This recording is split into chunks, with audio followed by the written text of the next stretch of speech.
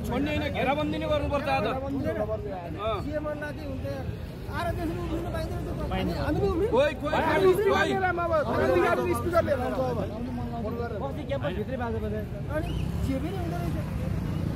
मैले फोन गरेँ फोन गरेर के हुन्छ अनि यो तुरुन्तै रोक होइन यो त तिमीहरू भान्नै पर्छ होइन अहिलेसम्म सबै सङ्गठन मैले म किन यहाँभित्र बसेँ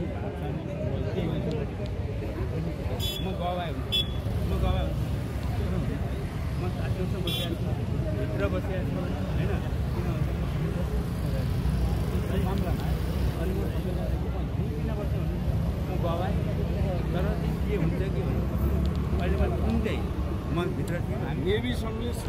सङ्घले कास्कीमा कुनै पनि कलेजमा चुनाव हुन दिएको छैन सत्य कुरा पिएनमा पनि त्यही वातावरण क्रिएट गर्दैछ हामी चुनाव चाहन्छौँ चुनावको पक्षमा भएका विद्यार्थी सङ्गठनले सौहार्दपूर्ण तरिकाले गर्ने आज भोलि चुनाव छ मौन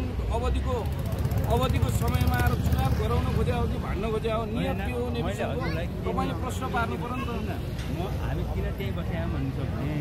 केही हुन्छ कि हाम्रो दायित्व हो होइन हामीले सकेर हिँड मन त भएन होइन चुनाव गर्न हाम्रो दायित्व हो नि मैले सबै विद्यार्थी नेताहरूलाई सबै भाइहरूलाई राखेँ पहिलो कुरो आयो म बाहिर आएँ होइन बाहिर आएर मैले फोन गरेँ हामी गयौँ भने होइन यो गर्नु के हेर्नु त अब हजुर पनि नाराबारी चल्दैछ फेरि सुरु भयो यो त भएन नि त फेरि पनि कम्तीमा पनि तपाईँहरूले कि त